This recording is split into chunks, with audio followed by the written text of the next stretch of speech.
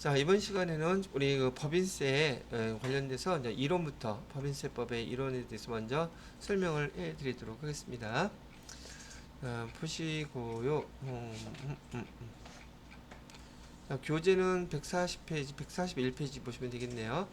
자, 법인세법 총설.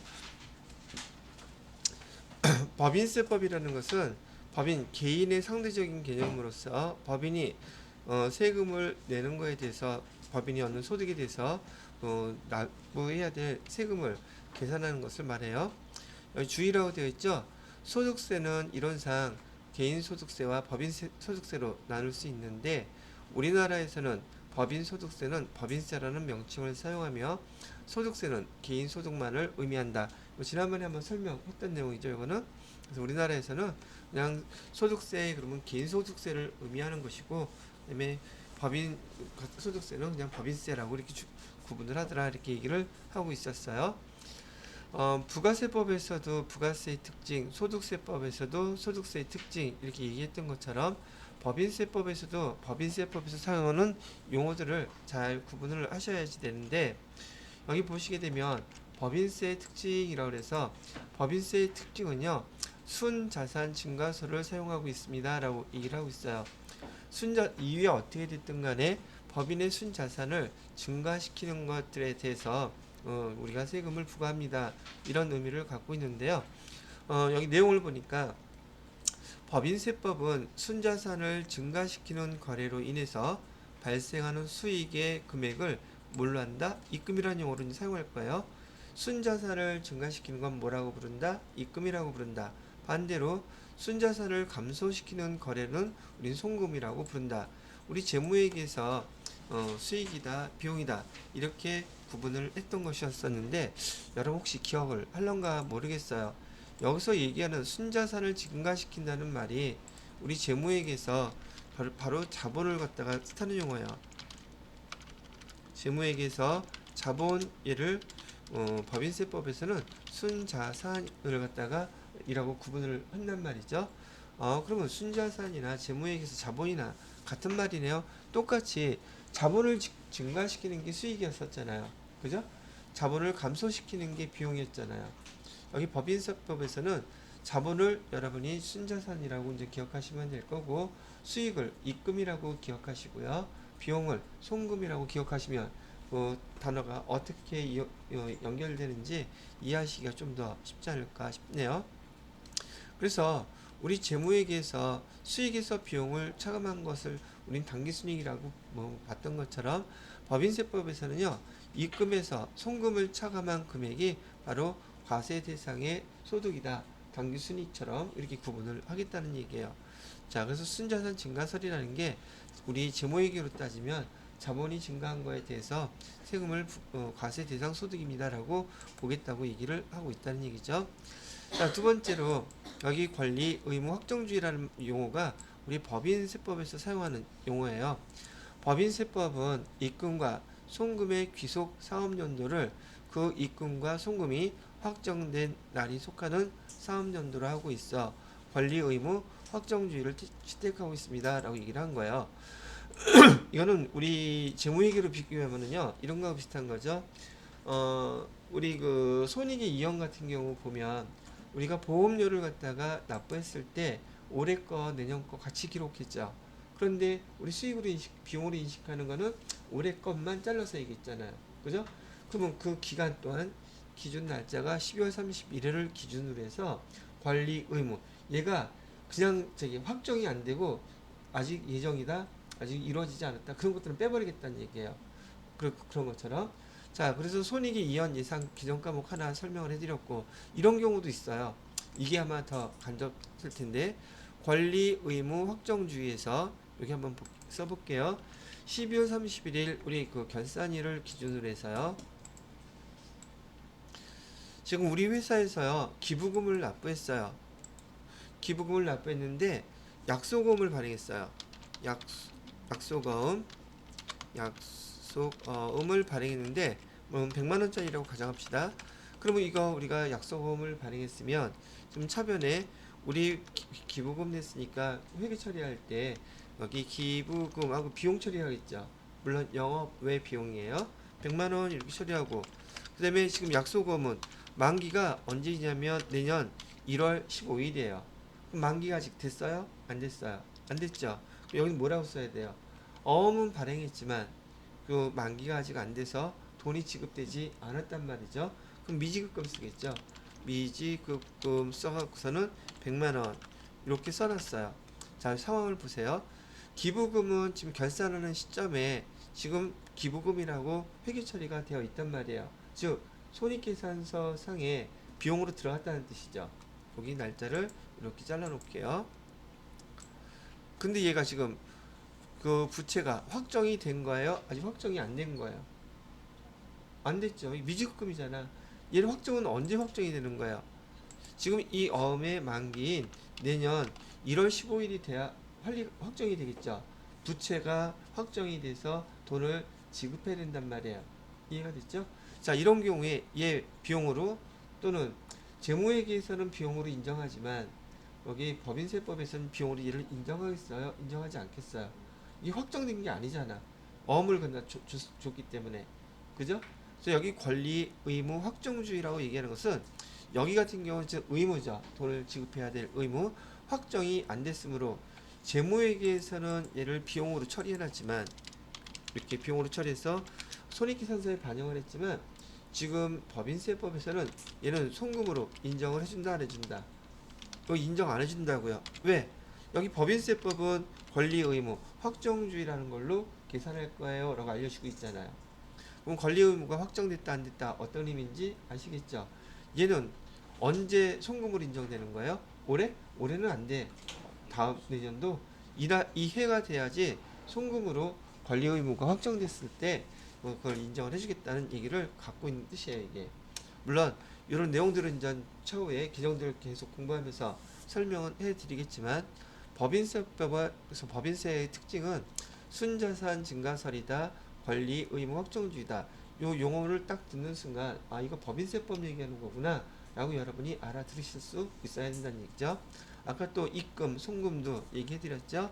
순자산, 입금, 송금, 권리 의무 확정주의 이 용어들이 법인세법에서 사용되는 용어들이라는 걸 구분하셔야 된다는 걸 얘기해 드린 거예요. 자, 이렇게 설명을 하나 해드렸고요. 그 다음에 자, 과세 대상 소득이라 그랬는데 자, 이것도 여러분 좀 이해를 돕기 위해서 우리 소득세법에서 말이에요. 개인들의 소득은 뭐뭐가 있었어요? 개인들의 소득, 개인 소득은 무엇이 있었으니까? 라고 질문을 하는 거예요. 그럼 개인 소득이라고 하면 우리 그 5월 달에 종합소득세 신고하는 거 있었죠? 즉 소득세 소득 종류에 대해서 지금 분류과세했던 거 있었잖아요. 분류과세 뭐뭐 있었죠? 분류과세 대표적인 거 첫 번째 종합소득이 있었죠. 종합소득에 해당되는 게 이자소득, 배당소득, 사업소득, 근로소득, 연금소득, 기타소득 6개 있었죠. 그 6개 하고 또 뭐 어떤 소득도 있을 수 있어요. 퇴직소득도 있었잖아요. 퇴직소득, 그 다음에 양도소득. 여러분이 기본 틀에서 앞에 있는 부가세가 됐던 소득세가 됐던 내용들이 연결돼서 이런 것들을 구분 못하게 되면 법인세법은 지금 전체를 총괄하고 있기 때문에 내용들을 갖다 하나라도 내가 부족한 게 있으면 그거 채워 넣으셔야 돼요. 안 그러면 말기 못 알아듣는 이유가 이런 용어도 정리가 안 되어 있는데 아, 난 소득세법 몰랐는데 법인세법만 잘하면 돼. 난 재무회계 몰랐는데 법인세법만 잘하면 돼. 이게 말이 될 것 같아요? 이게 안 된단 말이에요. 그래서 부족한 것들을 채우다 보면은 그래서 난이도가 어렵고 좀 그렇다는 얘기를 하는 거죠. 그다음에 개인소득은 이렇게 양도소득 크게 구분을 했었잖아요. 근데 이건 다 지금 누구에 대한 소득이에요? 법인이 아닌 개인들의 소득이었어서 소득세라고 했던 거잖아요. 그죠? 그러면 소득세, 개인의 상대적인 개념으로 법인도 소득이 있는데 그럼 법인의 그 소득은 어떻게 구분합니까? 라는 얘기를 하는 거예요, 지금. 자, 법인 소득은요. 첫 번째, 사업을 통해서 벌었던 소득 있죠? 걔를 앞으로는 뭐라고 부를 거냐면 법인세법에서는 각 사업 연도 소득이라고 부를까요? 그럼 법인의 소득은 우리 개인의 소득 이렇게 나누는 것처럼 법인의 소득은 첫 번째 보다 각 사업연도 소득이다. 이렇게 구분할 것이고요. 두 번째, 청산소득이 있어요.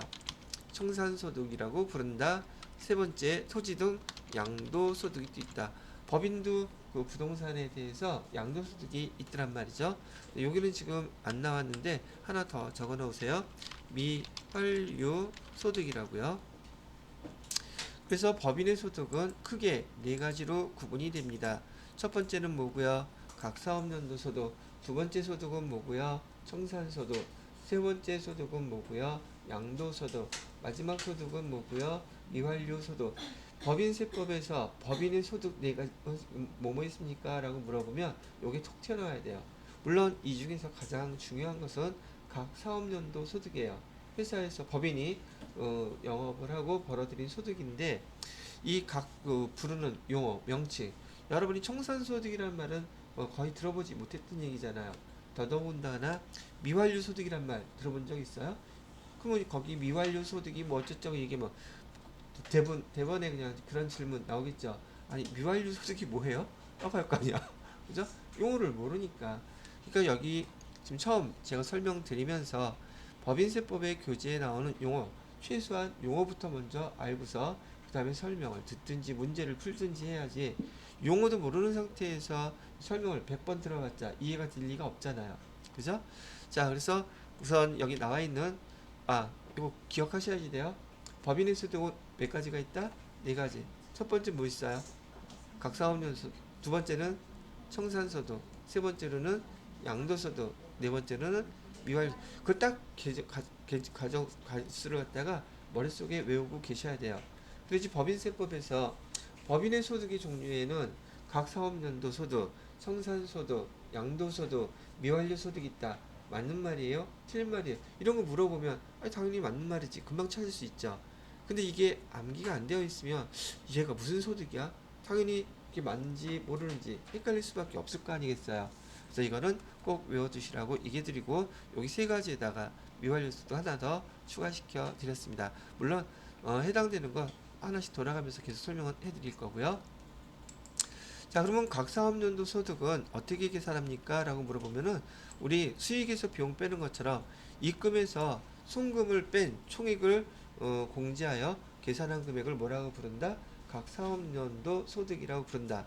그럼 각 사업연도 소득은 기본적으로 여기 보세요.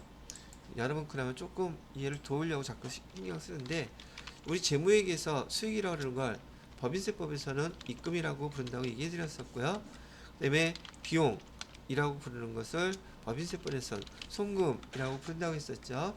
그 다음에 그래서 결과가 당기 순이익이라고 부르는 것처럼 여기서는 각 사업 연도 소득이라고 부른다. 이 차이인 거예요. 무슨 말인지 이해됐습니까? 그래서 여기 설명하는 것은 입금에서 송금을 뺀 나머지 차액을 앞으로 뭐라고 부르겠다? 각 사업연도 소득이라고 부르겠다. 요거를 기억하시면 되겠고요. 그 다음에 청산소득은 뭔가 봤더니 청산이라는 것은 지금 법인은 인격체라고 그랬죠.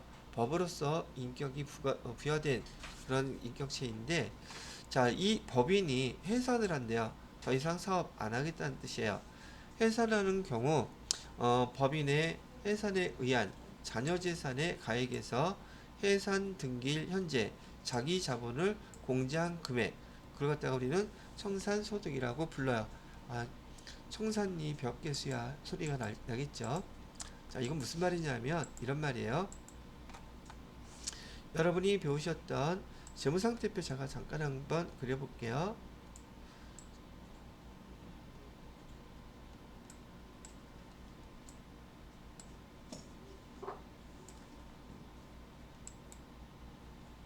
자, 여기 재무상태표라고 쓰고요.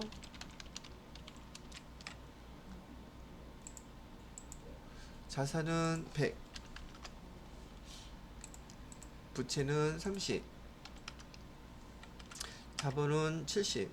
자, 이런 상태인데, 자, 우리가 자산을 갖다가 매각을 해서 여기 부채를 다 갚았어요. 그러면 자본이 딱 나와야 되죠. 그런데 우리가 배웠던 것처럼 우리 그 부동산 같은 거를 갖다가 과거에 그 역사적 원가로 10년 전에 기록해 놨다 보니까 지금 처분할 때 금액 이익이 많이 남을 수 있겠죠.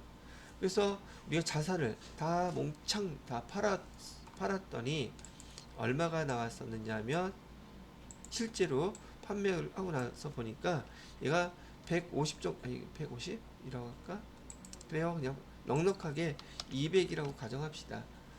재무상태표에 기록된 자산은 총 100이었었는데 실제로 얘를 청산하기 위해서 팔아버렸더니 얼마가 나왔다는 얘기?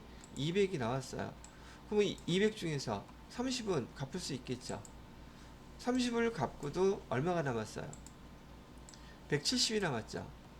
응, 그죠? 170이 남았는데 170에서 우리 자본은 얼마예요? 70이죠. 그럼 나머지 얼마가 더 많이 남은 거예요? 100이 더 남았죠. 이거를 그 회사의 자산을 모두 청산해서 부채도 갚고 주주들의 지분도 다 갚았는데도 돈이 남았어. 그럼 이건 어떻게 해야 돼요? 그냥 쓰레기통에다 버려야 되나? 그러면 주주들이 이 나머지 금액들 또 나눠 갖겠죠. 그죠? 근데 나눠 갖기 전에 이것도 하나의 소득으로 보아서 청산소득, 여기 청산소득에 대해서도 우리 법인세 세금을 징수한다는 얘기예요. 아시겠죠? 자, 그래서 청산소득은 이런 걸 갖다가 청산소득이라고 부른다. 자, 그런 다음에 토지 등 양도소득, 뭐 양도소득은 다 알고 있는 내용들이니까 보시게 되면은 법인이 보유한 비사업용 토지는 비사업용 토지 또는 법령에서 주택 등을 양도하는 경우에 뭐 주택도 부동산이니까요. 양도하는 경우에는 해당 부동산 등의 양도소득에 대하여 각 사업연도 소득에 대한 법인세 외의 추가로 법인세를 과세한다. 자, 근데 우리가 여기 종합소득세 개인 소득 신고할 때에는 지금 퇴직소득, 양도소득 포함시켰어요? 포함시키지 않았어요?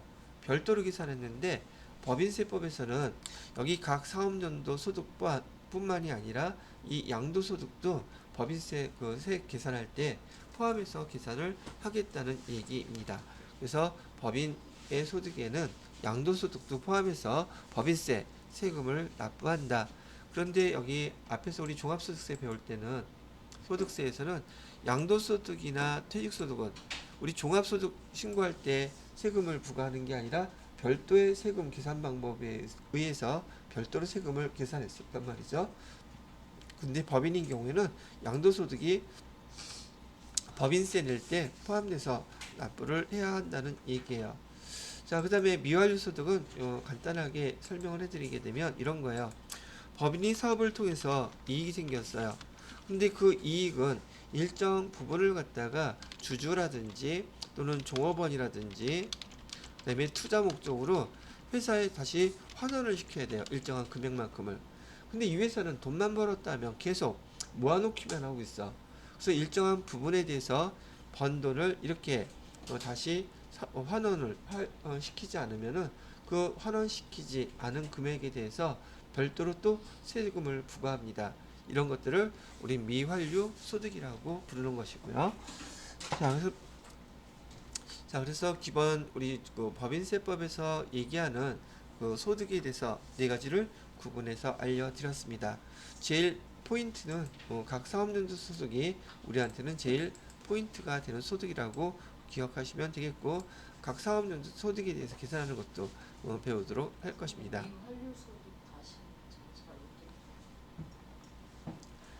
미완료 소득이라는 것은 법인이 사업을 하고 이익이 생겼어요.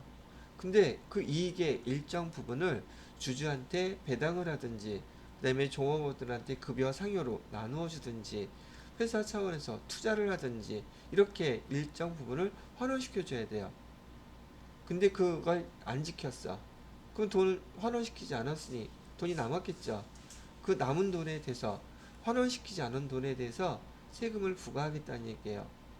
그런 걸 갖다가 미환류 소득이라고 부른다고 말씀드린 거고요. 자, 그렇게 설명을 해드렸고요.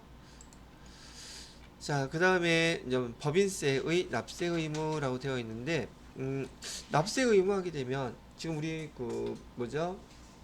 부가가치세에서 납세 의무자가 누구였었나요? 지금 여러분들은 세법을 갖다가 짧은 시간 내에 부가가치세, 소득세, 법인세 많은 것들을 배우기 때문에요. 공통적으로 구분하면서 그 용어들을 기억할 수 있으셔야지 돼요. 그러면 제가 말씀드렸던 것처럼 오견 씨 생각에는 여기 부가가치세의 납세 의무자는 누구예요? 사업주. 어, 여기 납세 의무자, 납세 의무자 부가가치세법에서는 사업주가 아니라 사업자라고 그냥 얘기를 하는 거죠. 개인은 아니에요. 그러면 소득세법에서 납세 의무자는 누구죠? 소득세법에서 납세 의무자는 누구예요? 요게 바로 개인이에요. 소득세법은 개인에 대한 거니까. 그러면 법인세법에서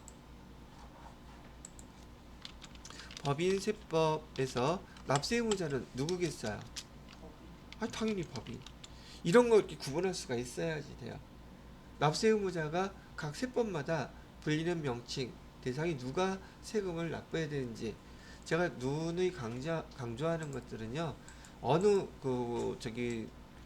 책도 마찬가지지만 그 책에 대해서 용어를 구분하지 못하면 그 설명도, 문제도, 대화도, 의사소통도 할 수가 없어요. 그래서 처음에 제가 설명해드린 용어들을 잘 기억하셔야지 뒤에서 나오는 설명들을 그때는 그냥 이 용어들을 사용해서 아무렇지도 않게 아무 때나 막 등장한단 말이죠. 근데 그걸 몰라. 아니, 법인세법에서 납세 의무자가 누군지를 모르는데 왜 얘에 대해서 이렇게 설명을 하는지 이해가 될 리도 없을 거라는 얘기예요. 자, 일단은 좀 쳤으니까 법인세의 납세 의무자는 일단 이렇게 비교해서 구분해 놓고 잠깐 쉬었다가 다음 시간에 계속 설명을 해드리도록 할게요.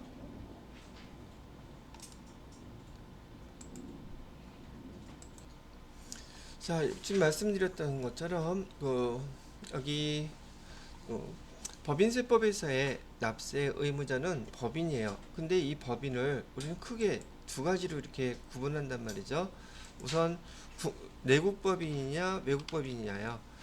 내국 법인인지 또는 외국 법인인지 이렇게 해서 납세자는 법인세법에서는 내국 법인 아니면 외국 법인 이렇게 구분을 하는 거예요. 이런 법인들이 뭐가 된다는 뜻이에요? 납세 의무자가 된다는 뜻이에요. 그런데 이 내국 법인이다 외국 법인이다 중에서도 이 법인을 또 두 가지로 나누더래요. 하나는 영리법인이냐 영리법인이냐 비영리법인이냐를 구분해요. 비영리법인이냐에 따라서 여기 그 법인세를 부과하는 기준이 다르단 말이죠. 그래서 영리법인이다 비영리법인이다 구분하고요. 외국법인에서도 마찬가지예요. 외국법인에서도 영리법인인지 그다음에 비영리법인인지를 구분해서 세금을 납세를 의무자를 구분하더란 얘기죠. 비영리법인 이렇게. 자, 그러면 법인세법 기준에서 납세 의무자는 총 몇 가지가 나와요? 네 가지 종류가 나오겠죠. 이렇게. 그래서 여기 내국법인인데 영리법인인 경우나 내국법인인데 비영리법인인 경우, 그다음에 외국법인인데 영리법인인 경우, 외국법인인데 비영리법인인 경우. 그래서 납세 의무자는 우리 법인세법에서는 총 이렇게 법인으로 4개가 나와요. 근데 여기서 하나가 좀 특이한 게 있어요. 법인세법에 의해서 국가단체라든지 지방자치단체 이런 데는 우리나라에서는 여기 납세 의무가 없어요. 어디가 없다? 국가, 지방자치단체인 경우에 이 법인에 관련돼서 납세 의무가 있다 없다? 의무 없다고요. 오케이? 그렇게 하다 보니까 국가나 지방자치대는 법인에 관련돼서는 납세 의무가 없다는데 이것도 왜 이런 말이 나오느냐 하면 비교해 볼 때 부가가치세는 국가나 지방자치단체도 납세 의무 있다 그랬었죠. 해당되는 그 사항이 있다면 그 해당되는 게 뭐였어요? 재화를 공급하거나 용역을 공급했다면 해당되는 거에 대해서 부가가치세 납세 의무가 있는데 지금 여기 법인세법에서는 법인에 관련돼서는 그 납세 의무 없다고 나와 있단 말이죠. 여러분이 나중에 보시게 되겠지만 여기 그럼 이런 경우는 어떻게 될까요? 외국에서 우리나라에 지금 진출해 있는 외국에서 우리나라로 진출해 있는 그 외국 그러니까 국가 지방 그러니까 국가를 대신해서 와 있는 기관들이 있죠.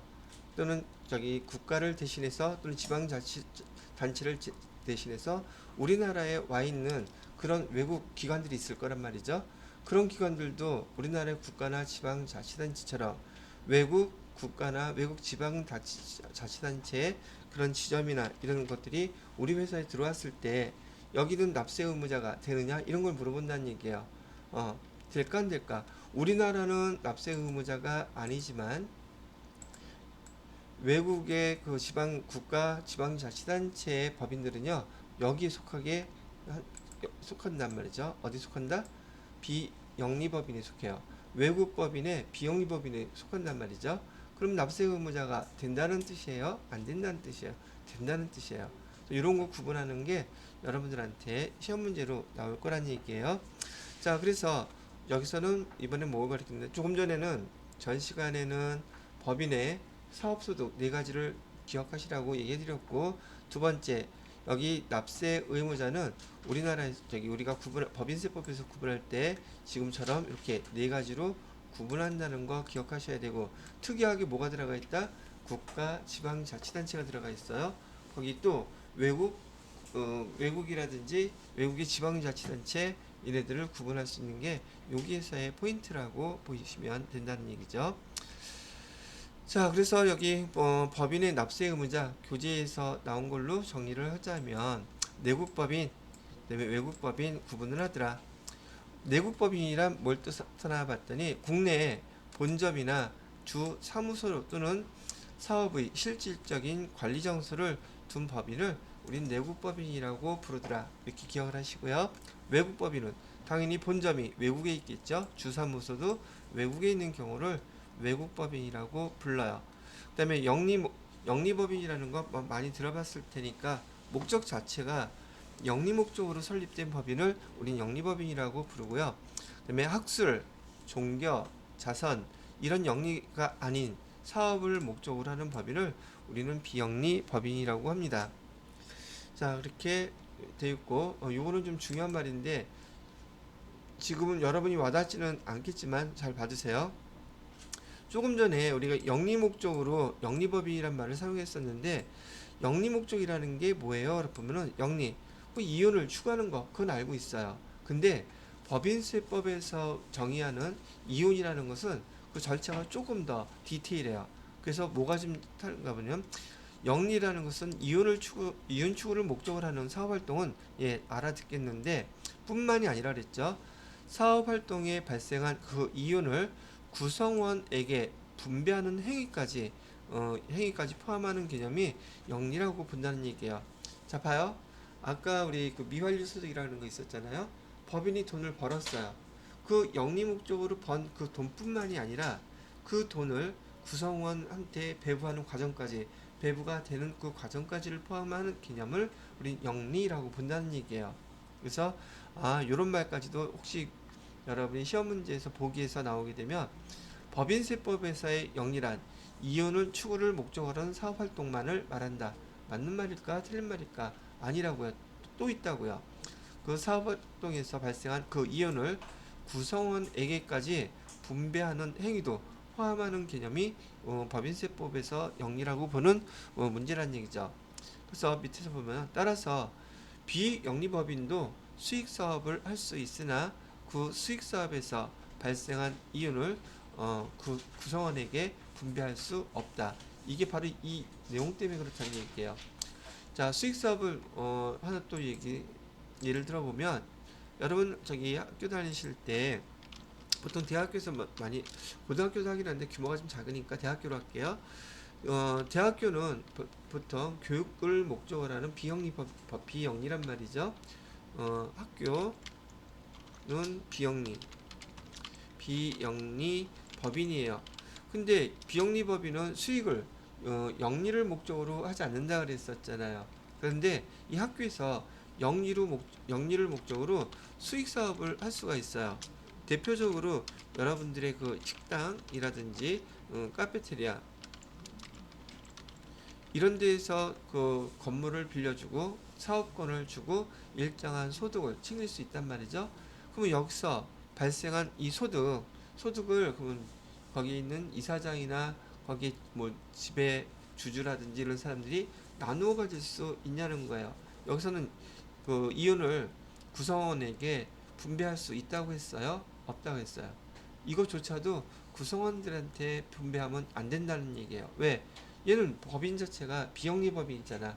비영리 법인은 그런 수익조차도 나누어 가지면은 안 된다고 여기서 얘기를 하고 있습니다. 자, 이런 내용을 제가 설명하면서 한번 쭉 얘기를 해드린 것이고요. 선생님 잠깐 위에 거요.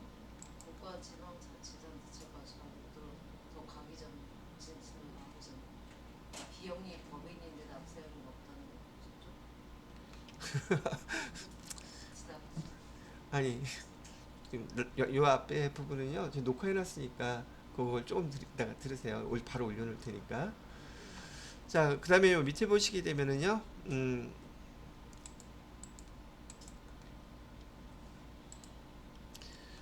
밑에 그 법인 구분별 납세 의무라고 되어 있는데 조금 전에 우리 납세 의무자를 배웠어요. 그럼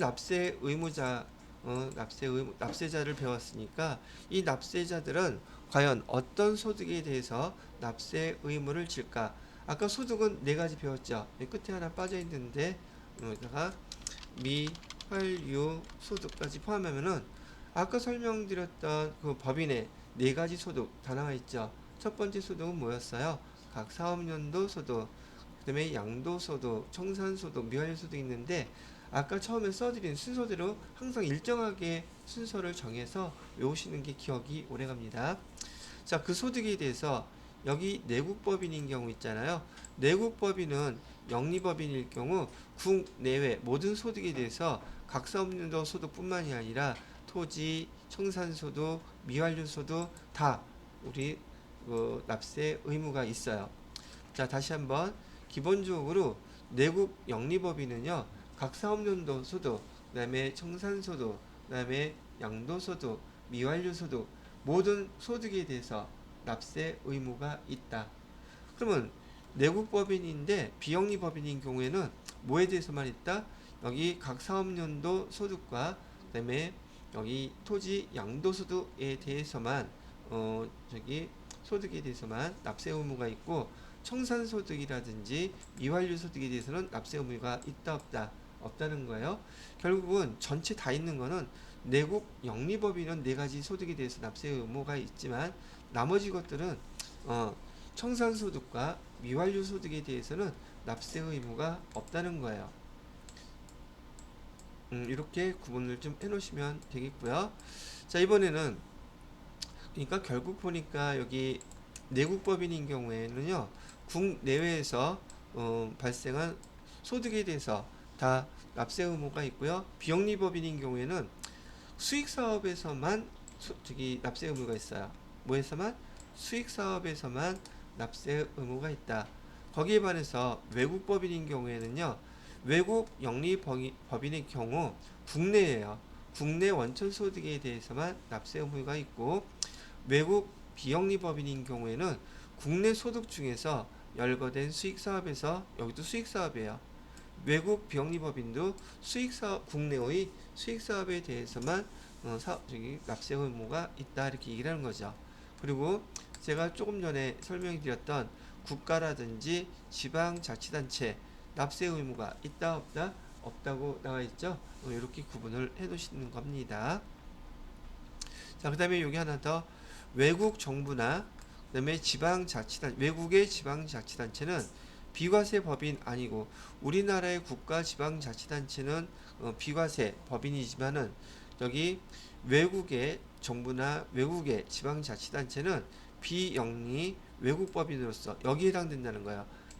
비영리 외국법인 여기에 해당되는 것이지 우리나라의 국가지방자치단체처럼 납세 의무가 없는 것이 아닙니다라는 걸 설명해 주고 있는 거예요. 되셨나요? 여기서 뭐 기억해야 돼요? 지금 이 표 하나 가지고 많은 것들을 여러분이 정리할 수 있어요. 자, 우리 법인세법에서 법인세에서의 소득, 법인 소득 몇 가지 있다? 네 가지 있다는 거 위에 있고요. 그다음에 우리 법인의 납세 의무자, 납세자 여기 5가지로 구분해놨죠. 국가, 지방자치단체까지 포함해서. 그다음에 그 각각의 그 법인들에 대해서 소득은 어디까지 납세 의무가 있는지 이 표 하나로 쭉 설명을 하고 있어요. 그래서 앞에 있는 내용들을 읽어보시고 난 다음에 이걸 정리를 해 놓으시면 되겠습니다. 그리고 한번 그렇게 보고 난 다음에 문제를 풀어보세요. 문제에서 어떻게 질문을 하는지를 보시게 되면 아, 얘가 어떤 내용들이 중요한 내용들이구나, 뭘 암기를 해야겠구나, 그런 것들을 아실 수 있게 된다는 얘기죠. 자, 여기까지가 법인의 납세 의무를 설명을 해드렸습니다. 자, 그 다음에 이번에는 법인들은 사업연도를 어떻게 구분하나요? 그런데 우선 법인 사업연도 구분하기 전에 기본적으로 알고 있는 것부터 한번 정리를 해보자고요. 보통 여러분들 들어본 말 중에서 우리는 그 법인이 1월 1일부터 12월 31일까지 회계 연도는 1년을 초과할 수 없죠. 그다음에 회계 기간이 이렇게 정해져 있는 이 법인, 그 회계 기간의 맨 마지막 날이 몇 월 달이에요? 12월 달이죠. 우린 이런 법인들을 12월 법인이라고 불러요. 12월 법인. 12월 법인은요, 그 회계의 기간이, 과세 기간이 1월 1일부터 12월 31일까지로 되어 있는 법인들을 얘기합니다. 그러면 요거 하나 알아들었으면 제가 여기다가 만약에 3월 법인이라고 해볼게요. 3월 법인. 그러면 이 3월 법인의 회계 기간은 언제부터 언제까지일까요? 과세 기간은 언제부터 언제일까지요? 4월 1일부터 며칠까지?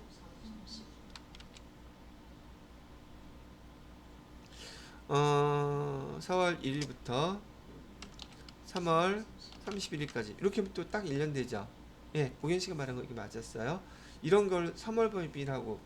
지금 우리나라에 3월 법인이 있을까요? 없을까요? 있겠죠. 보통 그 증권사, 그 금융 저기 법인들이 3월 법인들이 좀 많아요.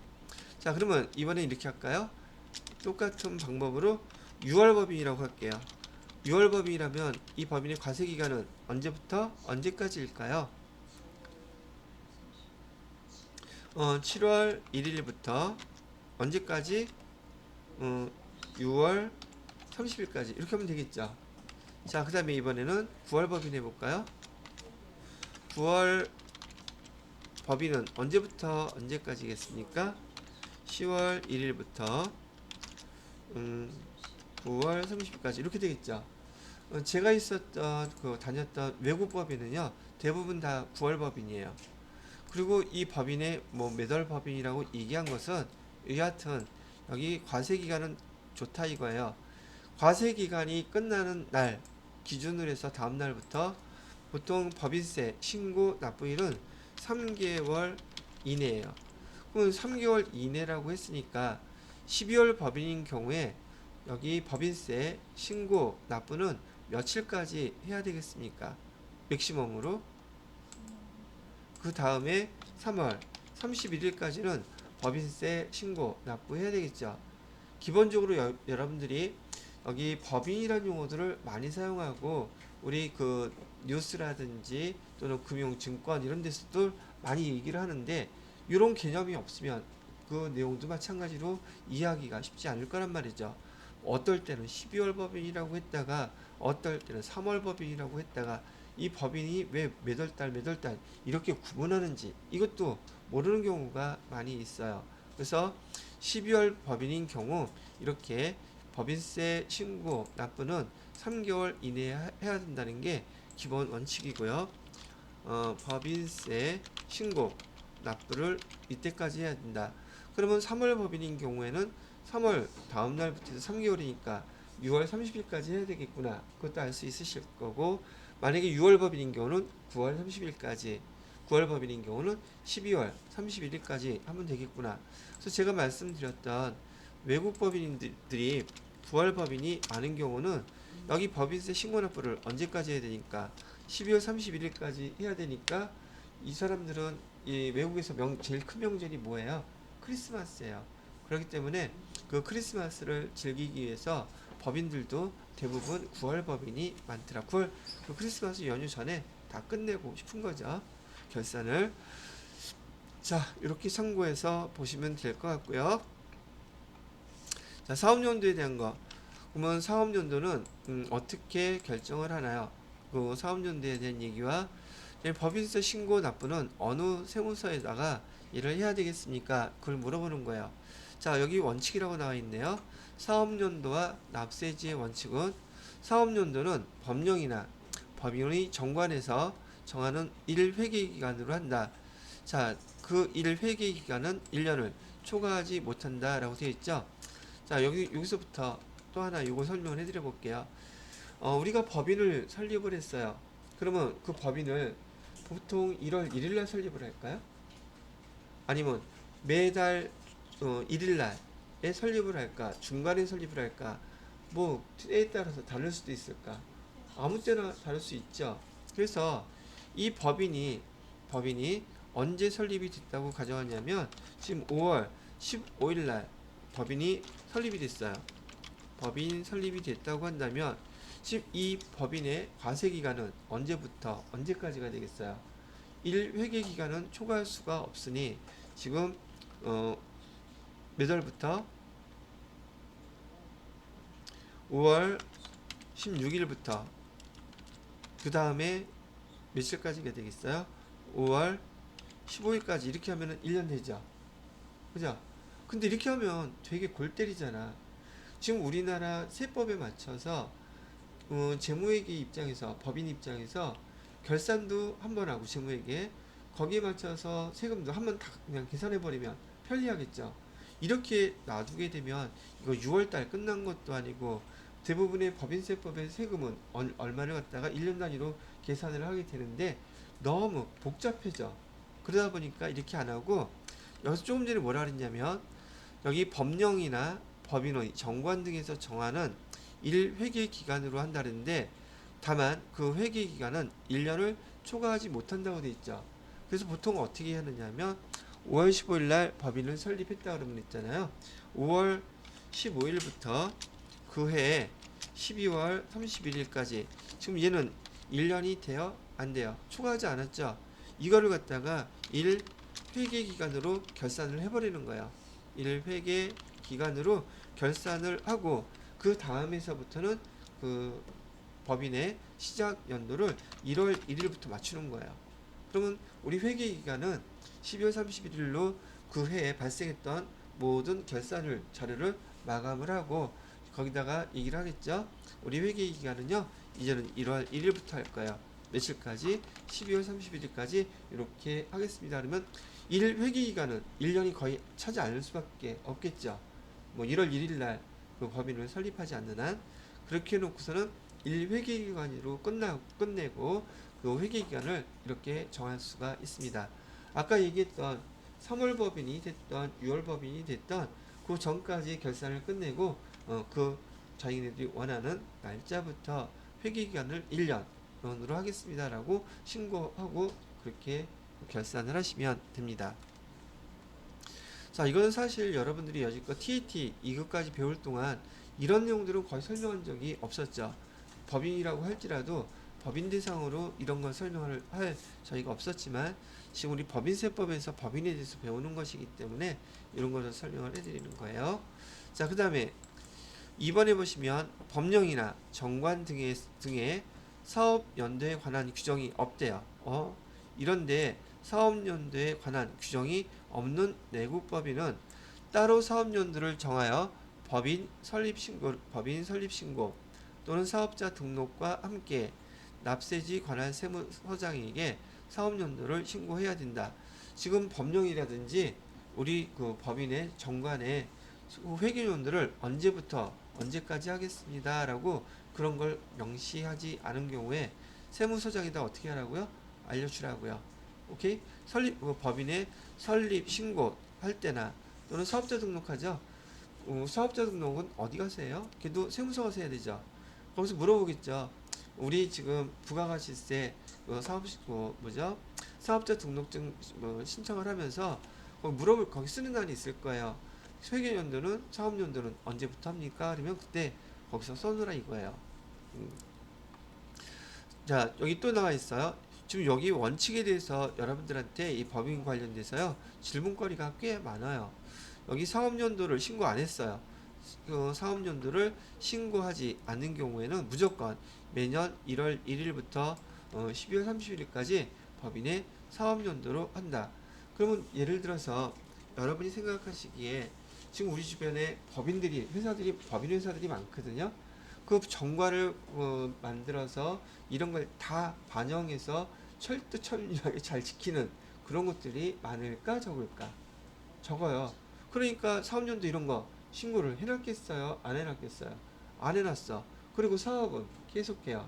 그래서 아까 얘기했던 대로 사업연도를 지금 우리 회사 법인이 5월 15일 날 설립이 됐는데 부가세 사업자 등록할 때도 법인 정관 신고할 때도 그런 사업연도 개념 없이 아무것도 안 해놨어. 그리고 이제 사업을 계속하는 거예요. 그러면 지금 이 법인인 경우에 이 해가 지나가고 1월 달이 되면 사업연도는 자동 몇 년 언제부터 된다는 거예요? 1월 1일부터 12월 30일까지가 법인의 사업연도로 정해진다고 얘기를 하고 있습니다. 그러니까 아무 짓도 안 하고 그냥 넘어가면 1월 1일부터 그 다음부터는 사업연도가 됩니다. 라고 그 얘기를 하고 있는 거예요. 자, 최초 사업연도 개시. 자, 우리 부가세법에서도 그 개시이라는 게 되게 중요했었죠. 부가세법에서도 서비스 개시하는 날짜 사업 개시일이에요. 그런데 그거는 부가세법의 얘기고요. 법인세법에서는 사업연도 개시일이 언제라고 얘기하고 있어요? 이 사업연도 개시일은요. 법인도 인격체라며 그죠? 여러분들은 지구상에 언제부터 존재하게 됐어요? 날짜 알아요? 10시? 지구상에 언제부터 있었어? 94년도 전체에 다 있었어? 바로 우리가 출생하면 출생신고하잖아요. 개인은 태어나면 출생신고하잖아요. 그게 내가 태어난 날짜 아니에요? 보편적으로? 그죠? 근데 법인도 인격체라 그랬잖아요. 그럼 법인도 탄생한 날이 있을 거란 말이에요. 근데 법인 탄생일 이렇게 하면 좀 이상하잖아. 그래서 법인 설립일이라고 한 거예요.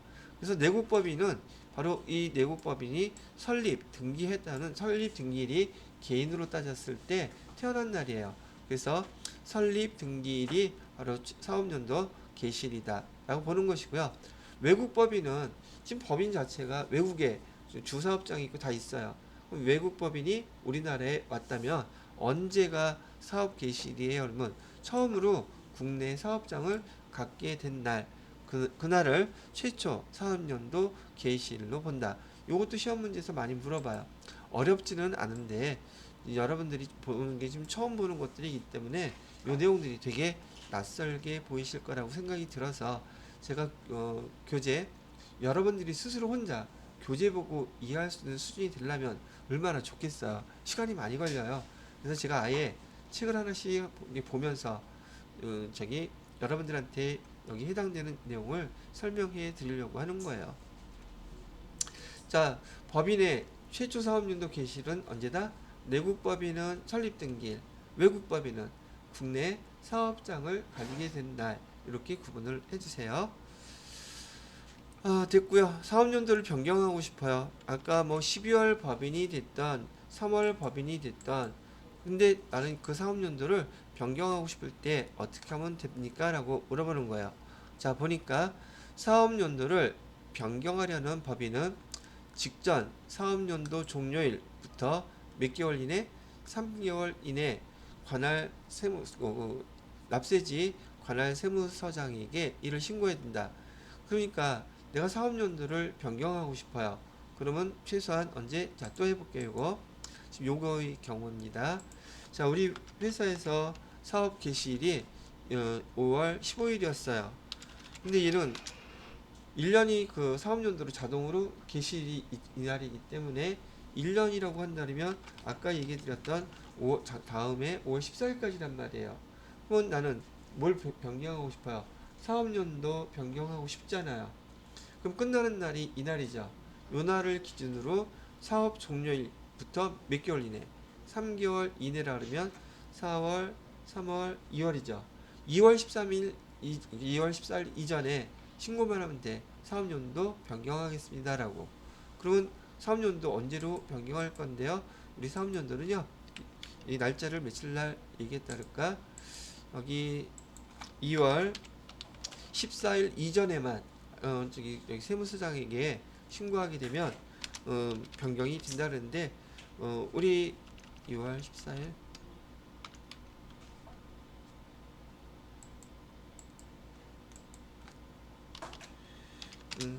우리 1월 1일부터요. 그다음에 12월 31일까지로 이렇게 변경하고 싶어요 라고 이 이전에만 얘기하게 되면 사업연도가 변경이 될 수 있습니다 라고 얘기하는 거죠. 사업연도 변경 신고 기한까지 하지 않은 경우에는 법인의 사업연도는 변경되지 아니한 것으로 본다. 자, 이건 파란색으로 써볼게요. 자, 우리가 사업연도를 변경하기 위해서는 지금 여기 5월 15일 날 우리가 사업 개시일이 됐었는데 여기 2월 14일까지 다음에 2월 14일까지 변경 신고를 못했어. 그럼 그 다음에 사업연도는 또 언제까지가 된다는 얘기예요? 똑같이 5월 15일부터 5월 14일까지 된다는 얘기예요. 그리고 만약에 또 변경하고 싶다면 그 해 요 날짜까지 또 변경 신고를 하라는 얘기예요. 자, 그래서 변경 신고를 하지 아니한 경우에는 사업연도가 변경되지 않은 것으로 본다고 되어 있고요. 자, 두 번째 보시게 되면 사업연도가 변경된 경우에는 종전의 사업연도 개시일부터 변경된 사업연도 개시일 전날까지를 1사업연도로 한다. 그게 바로 아까 이거예요. 2월 14일 날 이렇게 하겠다고 얘기를 했었죠. 그러면 새로이 시작되는 사업연도는 1월 1일부터 시작이 되겠죠? 그죠? 그러면 앞에 5월 5일부터 며칠까지가 1회기연도가 된다는 얘기예요. 새로 시작되는 사업연도의 전날 12월 31일까지 지금 여기 1년이 돼야 안 돼요. 안 되잖아. 그래도 얘를 1사업연도로 본다고 그랬었고 그 다음에 얘가 회계기간도 우리 1기 할 때는 대부분 1기는 1년을 뜻하는 것이긴 하지만 처음 사업을 시작했던 1기는 1년이 안 될 경우가 대부분이란 말이죠. 그리고 새로운 사업연도를 1월 1일부터 12월 31일까지 이렇게 적용시켜서 사업을 하게 된다 이런 얘기죠. 자, 다만 그 기간이 1개월 미만인 경우에는 변경된 사업연도에 그 기간을 포함한다. 이런 경우 있지 않을까? 사업연도 기간이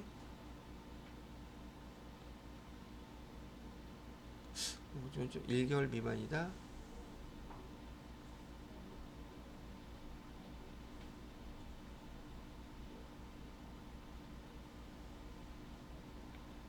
이렇게 설명을 해보면 좋겠지롱. 자, 우리가 사업연도가요 12월 15일날 개시를 했어요. 그러면 여기 1년 기간이 되려면 12월 14일까지겠죠. 그죠? 그런데 내가 사업연도를 갖다가 1월 1일부터 12월 31일까지 이렇게 하고 싶어요. 그러면 지금 다음에 12월 14일 3개월 이전에만 신고하면 되겠죠. 그런데 내가 여기 15일 날 사업 개시일이 됐는데 바로 뭐 20일 날 30일 날 시작한 사업 개시한 지 얼마 안 됐어요. 근데 바로 신고하는 거야. 우리 1월 1일부터 12월 31일까지 우리 사업연도를 할래요. 이렇게 했어. 그러니까 3개월 이전이니까 3개월 이전에는 어느 날짜도 상관없어요. 우리 뭐 사업연도를 바꾸겠다고 신청하는 거는. 근데 그래. 그랬는데 그 새로운 사업연도가 1월 1일부터 시작한다고 신고를 했는데 앞에 있는 거 발생한 것도 보니까 사업 개시일 자체가 지금 한 달이 안 되죠. 여기 사업연도 새로 개시하는 날짜를 기준으로 그 전날까지라고 그랬으니까 전날 12월 31일까지 따지면 홀랑해야 보름 정도밖에 안 된단 말이지. 한 달이 안 되니까 이거를 또 잘라서 저기 법인세 신고를 하라 그러니까 이것도 좀 웃기잖아. 그래서 여기 사업연도 개시일 이전에 한 달이 미만이 된다면 첫 번째 사업연도를 여기다가 다 포함시켜서 한꺼번에 계산을 하세요, 이런 뜻이에요. 그게 바로 여기 2번에서 설명해 주는 내용이라고 보시면 되겠습니다. 자, 여기 사업연도 변경 이런 뜻이라고 알고 계시면 되겠고요. 12월 15일에서 11월 30일에 1년 넘는 거겠네요. 그렇죠. 그 날수로는 지금 날짜가 길어지는데 그 여기 한 달도 안 되는 보름 정도의 기간을 법인 결산을 한다는 게 좀 웃기잖아요. 그래서 거기다 그냥 포함시켜서 하라고 얘기를 하고 있는 겁니다. 자, 그다음에 사업연도의 의제라고 되어 있는데 여기 해산하는 경우 법인이 해산하는 경우 법인이 합병이나 분할하는 경우 그다음에 법인이 청산 중에 있는 법인인 경우 그다음에 청산 중에 있는 법인이 자녀재산 가액 등등을 갖다가 한 경우 아주 되게 많은 것들이 있는데요. 요거를 갖다가 여러분들한테 제가 어디서 설명했냐면 여기 사업연도 이제는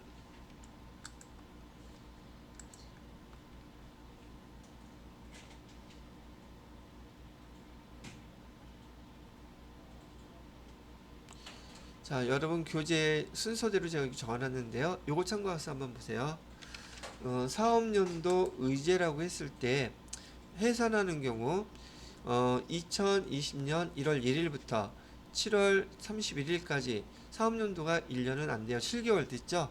근데 해산할 때 여기 해산 등기일 우리 법인이요. 해산할 거예요. 그러면 해산을 등기하는 날이 있거든요. 즉 미리 등기해서 우리 회사가 법인은 언제 해산할 거라고 알려주는 날이 있어요. 그날까지를 일개 사업연도로 봅니다. 그 다음에 해산 등기를 했으니까 다음 날이면 8월 1일이 되겠죠.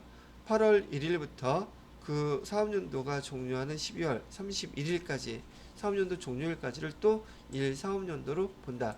해산을 하게 된다면 해산 등기일과 그다음에 해산 등기일 다음 날부터 법인의 사업연도 종료일까지를 갖다가 일개 사업연도로 본다는 얘기예요. 얘를 나누어서 법인 결산해서 세금 계산하겠다는 뜻이에요. 아시겠죠? 1, 3년도 밑에도 1, 3년도 아까 우리 법인세법에서는요, 과세할 때 각 사업연도란 말 썼죠. 각 사업연도란 말은 지금 여기 해산을 할 경우에 지금 사업연도가 몇 개가 등장했어요? 2개가 등장했죠. 여기에 대해서 세금 계산해서 납부하라는 뜻입니다. 1년이 안 됐다 할지라도 2개인데 1, 3년도, 2, 3년도 아니고 그냥 1, 3년도 2개는 의미 자체가 1사업년도, 1사업년도면 사업년도 하나라는 뜻이에요. 지금 오견 씨가 얘기하는 1사업년도, 2사업년도 그건 어떤 의미를 갖고 있어요? 말하실 때? 기간은 2개 했을 텐데 회계 연도가 그러면 다음에 있으면 또 3사업년도, 4사업년도 이렇게 부른다는 얘기예요? 아니 요거는 아니죠. 그러니까 얘기하는 의미는 지금 각 사업연도라고 얘기하는 것은 지금 우리한테 1사업년도다, 2사업년도다 이게 중요한 게 아니에요. 그 구분의 기간 동안에 각각의 사업연도로 본다. 각각의 사업연도로 본다는 뜻은 각각의 그 세금, 법인세 세금을 계산하라는 뜻이에요. 쓸 때는 그래도 용어가 달라야 되잖아요. 근데 지금 여기서 각 사업연도를 이렇게 구분한다고 얘기했는데 오견 씨 입장에서는 왜 그게 1사업년도, 2사업년도 그걸 왜 주장하시는 거예요? 1.13년도 1 더하기 1은 2죠. 1.13년도 자, 봐봐요. 이거를 갖다가 그 사람들이 약속을 해놓고 법에서 정해놓은 용어인데 궁금한 건 있을 수 있기는 하겠지만 전체 범위는 1.3년도 안에 다 들어가 있어서 그다음에 3년도인데 쓸 때는 헷갈리잖아요. 똑같이 앞에도 1, 3, 2, 3다면 근데 단지 기간만 갖고 분리하는 것밖에 없어요. 오견 씨가 헷갈리는 거예요? 다른 사람들이 헷갈릴 것 같은 거예요? 아니 이해는 되는데 구분의 이름을 똑같이 하는 거죠. 그 뭐 최소한 이게 1, 3년도 하면 앞에 거 뒤에 거 매번 부를 때마다 앞에 1 뒤에 1 이렇게 불러야 되냐는 얘기죠. 음, 가끔 저도 느끼는 것이 1사업연도라고 쓴 거는 각 사업연도입니다. 각각으로 보겠다 이런 뜻을 갖고 있는 것이니까요. 자, 그 다음에 이번에는 합병 분할 해산이라고 되어 있는데 우리 회사가 합병을 한다든지 분할을 한다든지 해산을 한다든지 아까 해산은 했고요. 이렇게 그날도 마찬가지로 등기를 해야 돼요. 마찬가지로 등기한 날짜를 한 개의 사업연도로 보겠습니다. 뭐 이런 얘기를 하고 있더란 얘기죠. 중요한 말은 지금 연도수도 연도수지만 해산이 됐던 합병이 됐던 분할이 됐던 계속 등기 됐던 자녀재산 확정일이 됐던 이 날짜가 기준이 된다는 거예요. 그 날짜까지를 무조건 각 사업연도로 봐서 지금 근데 의미가 좋은 게 별로 없죠. 세금 계산해서 납부하고 그 다음에 어떤 일이 벌어지던 그 다음에 적용하라는 뜻이랍니다. 자, 잠깐 쉬었다가 계속 설명을 해드리도록 할게요. 그래서 요 사업연도 의제에 대한 내용들은요, 여러분이 지금 이렇게 읽어보시고 눈으로 보시게 되면 교재에서 보시는 것보다 각 사업연도를 구분하는 게 좀 명확하게 드러나는 거 있죠. 그래서 오히려 빨간 글씨로 썼던 해산 등기일이라든지 이 등기일 또는 확정일 요 기준을 잘 봐두시면 될 것 같다는 얘기예요. 자, 교재 보는 것보다 얘가 또 화나니까 좋죠. 크니까 이걸로 할까 그냥? 어차피 여러분 거 순서대로 돼 있으니까. 자, 이번에는 그러면 법인세는 어느 관할 세무서에다가 납부를 해야 됩니까? 라고 얘기를 했는데, 자, 납세지예요. 법인세 납부하는 곳 어디예요? 납세지는 사실 똑같이 그 부가가치세에서도 소득세에서도 납세지 계속 나왔던 거 기억나시죠? 이걸 법에서 납세지 어디라고 구분하지 않으면 피 터지게 싸웁니다. 그렇기 때문에 명확하게 구분을 해 놓으셔야 돼요. 자, 내국법인인 경우에는 저기 우리 개인들은 또 저기 호적등본이라는 거 있죠. 호적등본. 거기 자기 주소지 기록이 어디서 태어났다고 기록이 되어 있어요? 안 돼 있어요? 돼 있죠? 대부분 병원이겠죠. 옛날처럼 집에서 태어나시는 분들은 드물긴 하겠지만 그것도 이제 주소를 거기 법인 등기부 등본 있죠. 개인으로 따지면 여러분들의 호적등본 같은 걸 의미하는 거거든요. 거기 본점에 또는 주사무소 소지지 거기 사무소에다가 하라는 얘기예요. 자, 그 다음에 여기 실질적으로 관리한 장소가 라고 되어 있는데 법인인 경우 이거는 옛날에 그 세무 사건이 어마어마하게 큰 게 한번 터진 적이 있었는데 저도 한참 어릴 때라서 요거 한번 얘기해 볼게요. 실질적으로 관리하는 장소 소재지라고 얘기를 했는데 요거 하나 얘기해 드려 볼게요. 지금 우리나라에 예를 들어서 돈을 벌어서 법인세 세금을 내는데 지금 최고가 25%에서 올해 그 윤석열 정부가 법인세 1%를 삭감해 내렸어요. 그래서 지금 현재는 24%가 최고 세율이거든요. 근데 돈을 엄청나게 버는 회사에 이 법인세 세금 1%는 어마어마한 숫자예요. 여하튼 간에 세금이 많으니까 지금 다른 나라에 본점을 세우고 우리나라 사람이 있는데 거기 보통 세금 텍스 해븐이라고 해서 세금 천국이라고 하는 A라는 나라에다가 법인을 만드는 거예요. 여기 어디다 할까?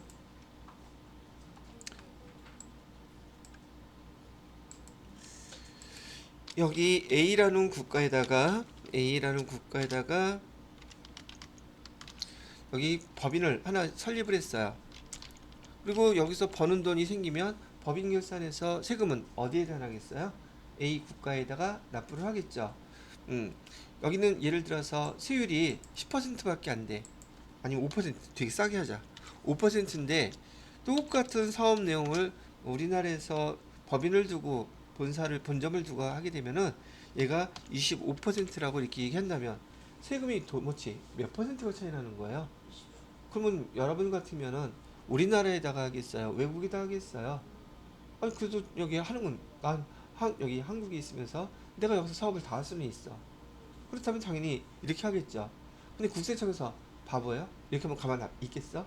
그래서 이게 이런 의미로 다른 나라에다가 법인을 세우고 본점을 세우고 우리나라에서 여기 회장님 계시겠죠? 이 회장님이 지금 주로 거주하는 곳은 그때 당시에 예를 들어서 어디라고 했을까? 성북동이라고 할게요. 성북동은 어떤 곳이냐면 옛날에 지금은 좀 강남으로 바뀌었지만 우리나라의 최고 부자들이 모여 사는 동네가 성북동이에요. 성북동에 혹시 성북동 비둘기라고 하는 그 소설인가 에세이인가 본 적 있으신지 모르겠는데 이 동네가 그런 동네예요. 강북 지역에서 우리나라의 내노라는 부자들이 모여 사는 동네거든요. 거기에 집이 있었어요. 거기에서 지금 회사의 모든 업무 지시를 다 하고 있었어. 그러면 실제적으로 업무 지시를 하는 곳이 A라는 국가 여기겠어요? 한국에 있는 성북동 집 여기겠어요? 여기죠.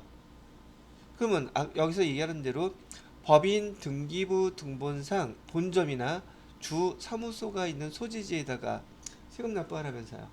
그럼 여기는 이 나라예요. 여기 관할 세무서에다가 세금 납부하면 되잖아요. 그럼 몇 퍼센트 납부해요? 5% 하면 되잖아. 그런데 밑에 뭐라고 나와 있어요? 실질적으로 관리하는 장소 소재지라 그랬죠. 지금 여기 상황을 보아하건대 여기 비즈니스 사업이 일어나는 모든 업무 경영 활동은 이 나라에서 일어나고 있어요. 한국에서 일어나고 있어요. 한국이 여기서 일어나고 있잖아. 저기 경영진들 관리자들 관련 경영 지도 그다음에 지시 받으려고 여기 성북동에 뻔질나게 왔다 갔다 해 전화하고 여기서 업무 지시가 여기서 이루어지고 있단 말이죠. 그럼 실질적으로 업무가 이루어지는 곳은 어디예요? 그죠? 그래서 세율 몇 퍼센트? 25%. 근데 여기서 몇 퍼센트 냈어요? 나머지 차이 납부하라고 국세청에서 거기 해가지고 이겼어. 그래서 요 말이 나와 있는 거야. 그럼 상황은 어떤 건지 좀 이해가 되시죠? 이건 시험 문제 디테일하게 낼 거는 아니에요. 근데 여러분들이 교재를 거기 아무리 읽어봐도 실질적으로 관리하는 장소 한글은 알겠지만 이 배경에 어떤 내용들이 어떤 상황이 벌어져서 이 말이 나왔는지는 모른단 말이죠. 그러니 이해가 돼야 안 돼요. 당연히 안 될 수밖에. 근데 지금 저한테 이렇게 설명 듣고 나서 이게 그 말이에요 이렇게 얘기하면은 아 그렇구나 라고 이해할 수 있겠죠. 오케이. 자, 외국 법인인 경우 어디서 하래요? 외국 법인인 경우에는 국내 사업장이 있는 곳, 그 국내 사업장에 주소 있겠죠. 거기 관할 세무서에다가 납부하라는 거야. 근데 이놈의 외국 법인이 국내 사무소가 없어. 그러면 국내 사업장이 없을 때는 거기 소득이 아까 각 사업연도 소득, 양도 소득, 그다음에 그 미환류 소득 그런 계속 나왔었잖아요. 즉 특히 양도 소득이라고 했을 경우 원래 그 부동산이 있던 곳이 있었을 거 아니겠어요. 그걸 팔아먹어서 이익이 났으니까. 그죠? 거기 관할 세무서에다가 여기 자산 소재지라고 불러요. 그거를 그런 자산이 있었던 관할 세무서에다가 법인세 납부하세요. 이런 뜻을 갖고 있습니다. 자, 그렇게 됐으면 됐겠고요. 어떻게 보면 여러분이 이제 사무적으로 이런 법을 따지게 되게 되면 사례는 많이 있긴 한데 흔하게 우리가 주변에서 볼 수 있는 상황이 아닌지라 어떤 사람은 재밌게 느낄 수도 있고 어떤 사람은 거지같이 지루하게 느낄 수도 있고 특히나 그 책만 읽으면 그렇게 돼요. 저기 국내 외국 법인이 국내 사업장이 없다는 게 조금 이해가 안 가요. 국내 사업장이 없다는 거. 뭐 이렇게 생각하셔도 돼요. 구글에서 우리나라에다가 땅 같은 거 하나 사놓을 수 있잖아요. 특히 중국 같은 데서 우리나라에다가 그 중국에 있는 법인들이 우리나라에 땅 같은 거, 아파트 같은 거, 부동산 같은 거 사놓을 수 있어요. 지난번에 저 보니까 그 몰랐었는데 얼마 전에 알았어. 제주도에 보면은 신화월드인가? 그 중국에서 투자한 규모가 어마어마하더라고. 호텔 리조트부터 시작해서 거기 놀이기구, 놀이동산까지 해서 엄청나더라고요. 그럼 그런 거 외국 법인이 투자할 수 있잖아요. 그럼 사업장이 있겠어요? 그래서 토지만 사놨어. 아파트만 사놨어. 그걸 관리하는 사업장은, 지사는 없어. 없는데 그 누구 거야? 중국 그 법인 거잖아요. 근데 그걸 팔았어. 살 때는 10억 주고 샀는데 팔 때는 20억 주고 팔았어. 그럼 소득이 났잖아요. 법인이 샀다가 법인이 팔았으니까. 국내 사업장은 없어. 이익은 났어. 그럼 부동산이 있었던 주소가 있을 거 아니에요. 거기 관할 세무서에다가 법인세 신고 납부하라는 거야. 외국 법인인 경우에. 이해가 되시나요? 오케이. 자, 이번에는 납세지 지정이나 변경. 아, 이건 무슨 말이냐면 납세지 지정을 한다. 관할 지방 국세청장이나 또는 국세청장이 지정하다. 그 관할 세무서가 적당하지 않다고 판단했을 때에는 이 사람들이 판단해서 거기 납세지를 지정해 줄 수가 있다. 그런데 사업연도 종료일부터 45일 이내 통보를 해 주어야 된다는 얘기예요. 예를 들어서 또 이걸 어디라고 할까? 이거는 그냥 뭉뚱그려서 얘기할 수밖에 없는데 의미는 뭐 거기서 거기겠지만, 자 봐요. 지금 지역의 경계가 이렇게 반듯하게 돼 있으면 좋은데 지역의 경계가 거지같이 막 이렇게 돼 있어. 그런데 여기에서 나눠지는 여기 지역을 구분하는 행정구분이 막 좀 이렇게 돼 있단 말이죠. 그런데 이놈 회사가 여기 있어. 그러면 여기는 A라는 지역이고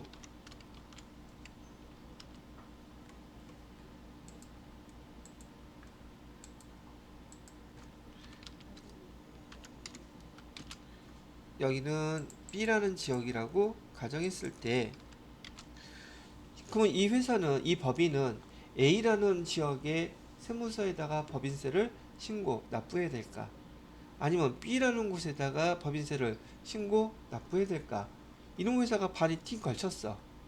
그래서 우리는 A라는 곳에다가 법인세를 신고 납부하는 게 맞겠구나 라고 해서 여기다가 신고 납부를 이렇게 했단 말이에요. 그랬더니 여기 관할 지방국세청장 또는 국세청장이 그거 적당하지 않아, 이쪽으로 하면 안 돼, 어디로 해야 돼, 여기로 해야 돼 라고 지정을 해줬어요. 그러면 이렇게 지정을 해주게 되면 그 과세기간 끝나고 45일 이내, 과세기간은 예를 들어서 12월 31일이 끝난다고 하면 2월 15일 이전에는 거기 관할세무서 여기니까 여기다가 해 라고 알려줘야 한단 말이죠. 왜 또 45일이에요? 12월 31일에 결산을 하려면 보통 제가 한 달 내지 한 달 반 걸린다 그랬죠. 아직 법인세 신고 납부 했겠어요? 안 했겠어요? 안 했겠죠.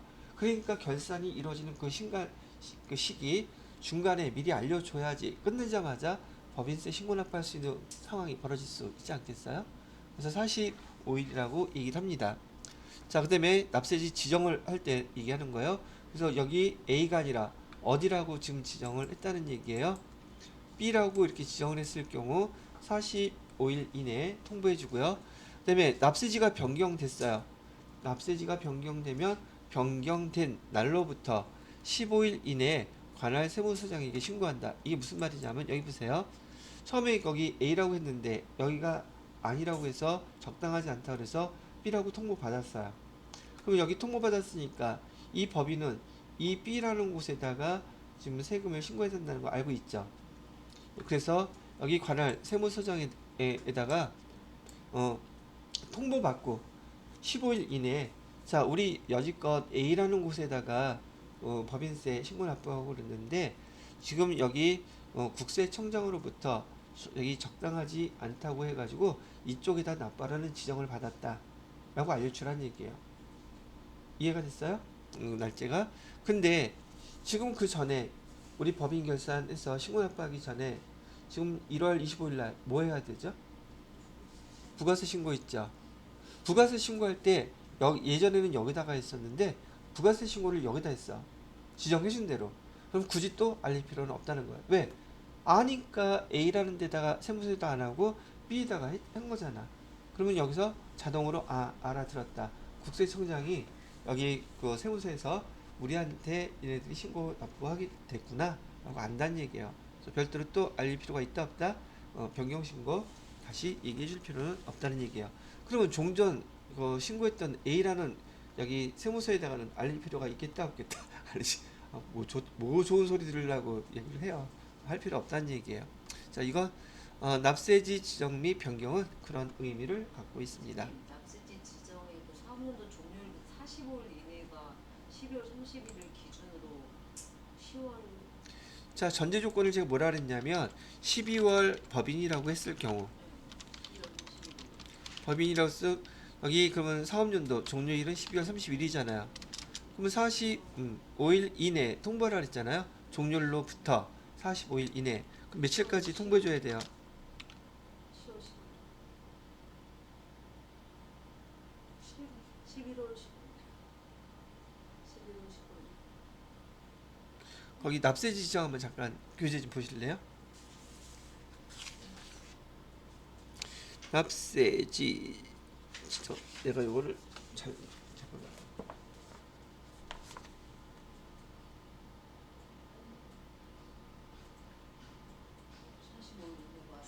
맞아요? 그러면 날짜가 종료하기 전에 45일이면 한 달 반이죠. 10월 아니 12월 11월 15일 되겠죠. 11월 15일 이렇게 요때까지는 알려주란 얘기죠. 그래야지 결산하면서 등등 반영할 수 있다는 얘기고요. 자, 그 다음에 변경된 날 이후로는 15일 이내. 하여튼 그런 뜻이에요.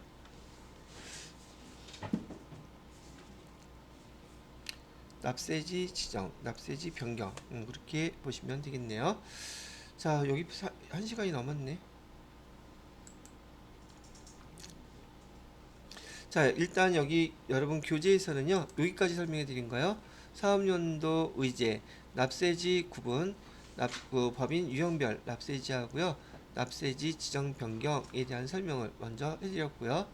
자, 여기서 마무리하고요. 여기 두 번째 법인세 계산 구조, 이 파트도 아주 중요한 파트인지라 동영상은 여기서 끊기로 하겠습니다.